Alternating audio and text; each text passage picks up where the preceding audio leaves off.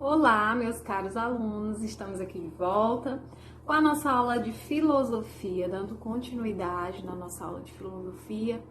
Eu espero que estejam todos bem. E para começar a aula, eu sempre gosto de começar a aula com alguma frase, com alguma conversa. E eu vou começar a aula hoje com uma frase.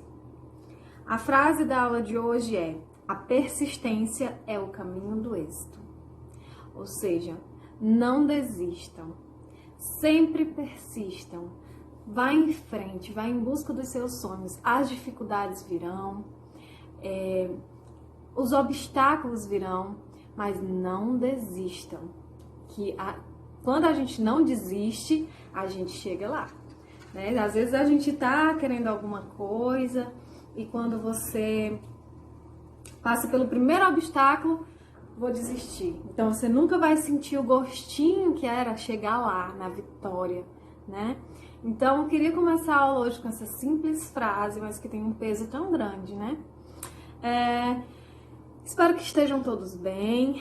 E a nossa aula de hoje vai ser sobre os 3 períodos da filosofia, certo?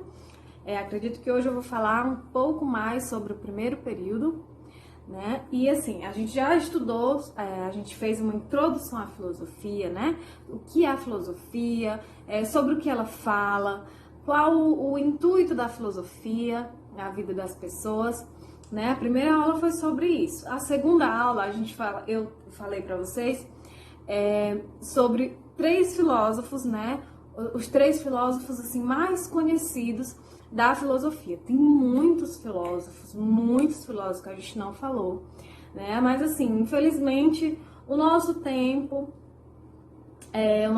não é tão estendido, Nossas aulas não podem ser tão estendidas para a gente falar sobre cada filósofo. Então eu tentei falar para vocês sobre os 3 filósofos mais conhecidos, Que vocês vão muito escutar falar sobre eles em tudo que vocês forem estudar sobre filosofia, Mas pesquisem, Essa é a ideia da filosofia, é você não se acomodar nas pesquisas, é sempre você estar pesquisando, tendo curiosidade sobre as coisas, sobre tudo na vida. A gente tem que ter a curiosidade de querer saber, Uma coisa também que eu quero pontuar é que a filosofia, ela não apaga a sua crença, certo? A filosofia, ela não está aqui para, pelo menos na minha aula, a minha aula não está aqui para debater com a sua religião,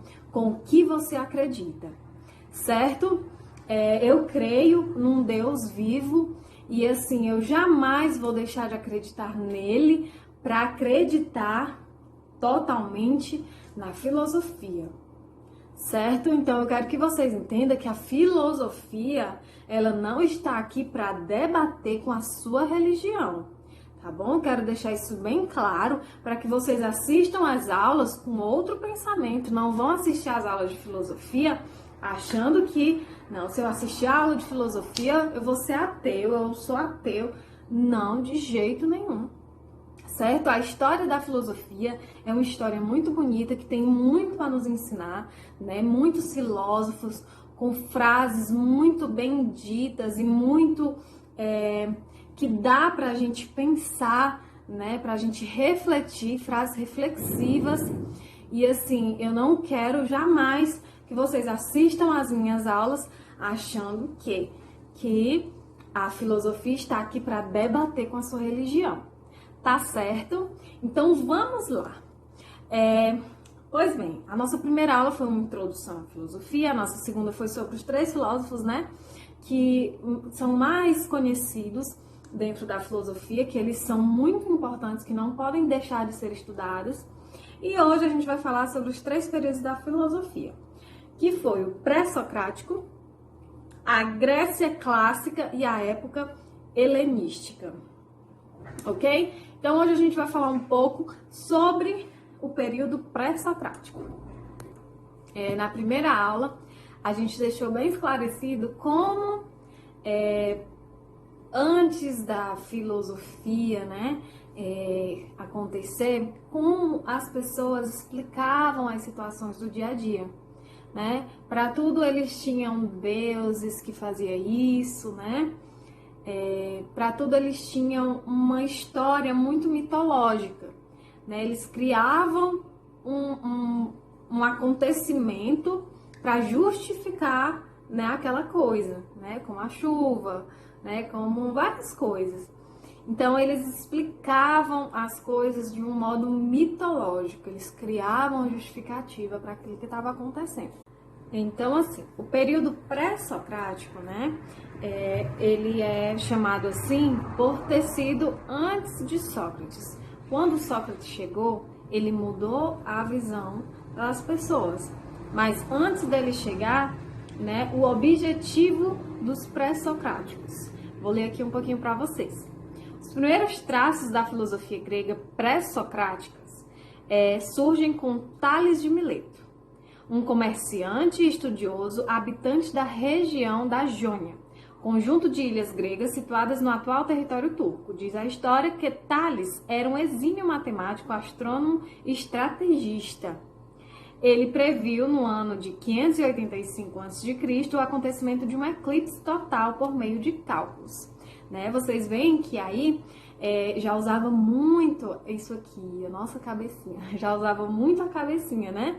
Para o quê? Fazer pesquisas, para tudo acontecer, né? Não simplesmente não fazia nada, ficava lá olhando para cima e isso acontece porque acontece. Não, tinha aquela curiosidade, né? Aquele por que isso acontece, o que vai acontecer, né? Já tinha a curiosidade. Considera-se o ano de 585 a.C. como o período do seu amadurecimento intelectual. Estão vendo? Quando provavelmente ele propôs pela primeira vez uma teoria cosmológica. Tales em oposição ao que diziam as cosmogonias gregas, que narravam o surgimento do universo com base em histórias fantasiosas, que eram o quê? Os mitos que a gente já falou, né? Então eram histórias fantasiosas, gente, era mitológico mesmo, eram mitos que, assim, para quem tem um amadurecimento intelectual, não tinha sentido, entenderam? Que narravam o surgimento do universo com base em histórias fantasiosas que envolviam deuses. Observou a natureza e propôs uma possível origem racional para tudo. Ou seja, porque aquelas histórias mitológicas, fantasiosas, não tinham, né, esse desenvolvimento intelectual, que isso poderia ser uma realidade. Era uma coisa assim muito de mentira mesmo, certo? Com base na sua observação, sendo essa origem a água. A partir disso, ele fundou um novo modo de pensar baseado na razão. Entenderam? Então, assim, o que eu quero que vocês entendam é que o período pré-socrático já foi o período onde as pessoas começaram a entender que existiam as coisas racionais, que aquilo poderia existir por algum acontecimento racional e não mitológico.